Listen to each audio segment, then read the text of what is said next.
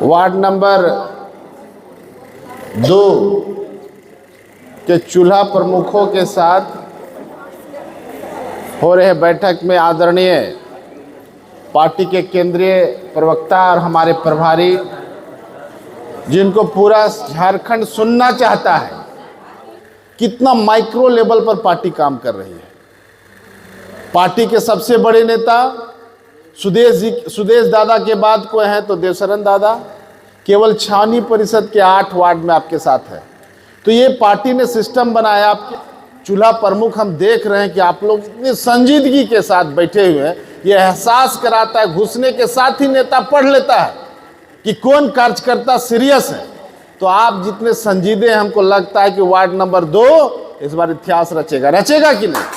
हमारे साथ हमारे छोटे भाई, जिन्होंने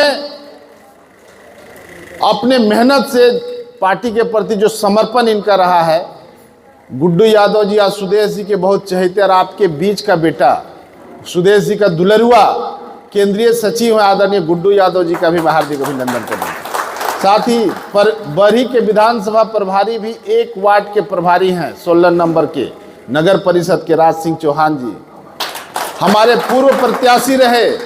आसू पार्टी के बहुत कर्मठ और बातों को बहुत बारीकी से समझते भी और समझाते भी हैं आदरणीय पारस उराव जी। आपके नौजवान साथी, हमारे इस नगर के अध्यक्ष समर्पण के साथ काम कर रहे हैं अरुण अग्रवाल जी, और हमारे बीच में महिला प्रभारी हैं जो बोकारो की डिप्टी चेयरमैन हैं, बबीता जी का भी मैं हार्दिक अभिनंदन करता हूं, स्वागत करता हूं। हमारे बीच में हमारी महिला नेत्री जो आपको सब जगह दिखेंगी, अनुपमा सिंह जी, सुबह से शाम तक हमने देखा है कि वो इतना मेहनत कर रही हैं और केवल मीटिंग में जाके बोलती नहीं है, वो चीज़ों को संभालती भी और मैनेज भी करती है। हमने देखा है फोन से बातें करते हुए, सबको समझाते हुए। अनुपमा सिंह का भी मैं हार्दिक अभिनंदन करता हूं। सिन्हा जी डॉक्टर साहब हैं, डॉक्टर साहब अपने घर में मीटिंग बुलाए थे, बहुत सुंदर मीटिंग, और छोटा छोटा मीटिंग करके हम लोग सबको जुड़े हुए हैं। हमारे नौजवान साथी दीपक साहू जी का भी मैं हार्दिक अभिनंदन करता हूं। हरी जी दिख नहीं रहे, चले गए क्या?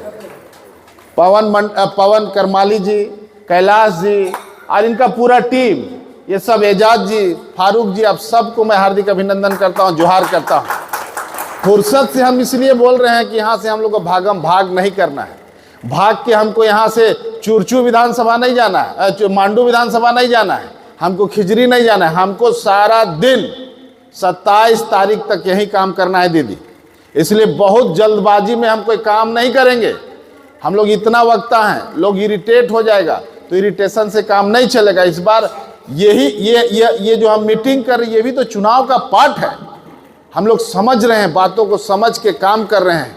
चूल्हा प्रमुख का कॉन्सेप्ट दादा बहुत बेहतर तरीके से आपको समझाएंगे, लेकिन हम आपको यही कहेंगे कि कोई बच्चा को एक मोटा किताब, मान लीजिए मैट्रिक पास किया और इंटर साइंस में एडमिशन लिया, मैथमेटिक्स का एक मोटा किताब जब शुरू दिन बच्चा को मिलता है, उसके पापा ला के देते हैं, बच्चा गड़बड़ा सा जाता है कि इतना मोटा किताब हम पढ़ कैसे पाएंगे, तो बहुत दिक्कत है। लेकिन धीरे धीरे हर चैप्टर वाइज उसको पढ़ाया जाता है, स्कूल में पढ़ाया जाता है कि नहीं। तो एक एक चैप्टर वो बच्चा पढ़ता है, वो तरीका सीखता है पढ़ने का कि हमको एक एक चैप्टर पढ़ना है। तो साल भर में जब एग्जाम देता है ना, उस समय पूरा किताब वो पढ़ लेता है कि नहीं। तो उसी तरह से हम लोग को अगर पूरा वार्ड का कहते का पूरा वार्ड में लीड कराइए, तो लीड कैसे कराइए, तो उसके लिए हम लोगों ने सिस्टम बनाया कि 10-10 घर आपको बांटा गया है, 10-10 घर का आपको नेता बनाया गया है। उस 10 घर में ही आपको कोशिश करना है।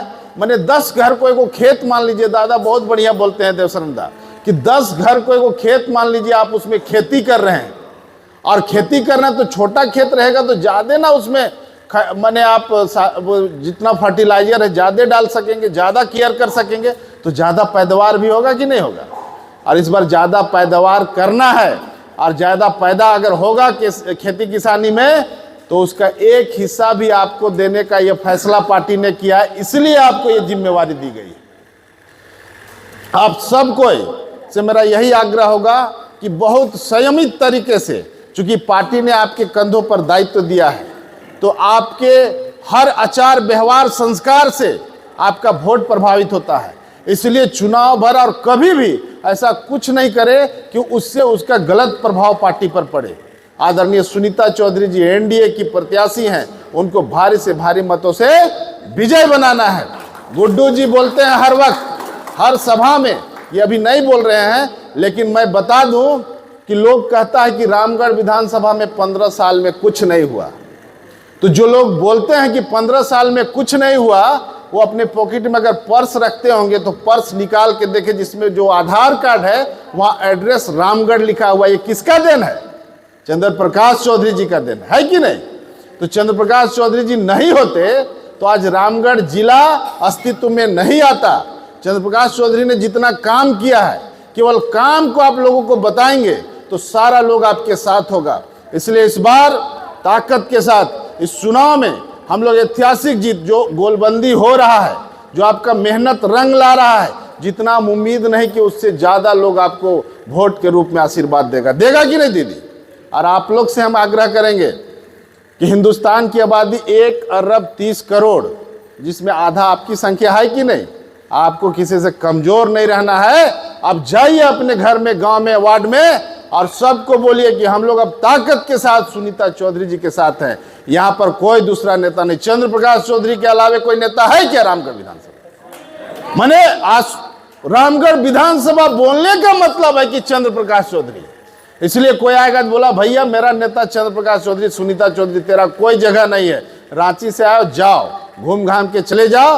रामगढ़ विधानसभा तय कर लिया कि इस बार सिर्फ और सिर्फ यहाँ पर कमल और केला का ही खेला होगा और किसी का नहीं होगा। इसी के साथ मैं अपने वक्तव्य को समाप्त करता हूँ। धन्यवाद।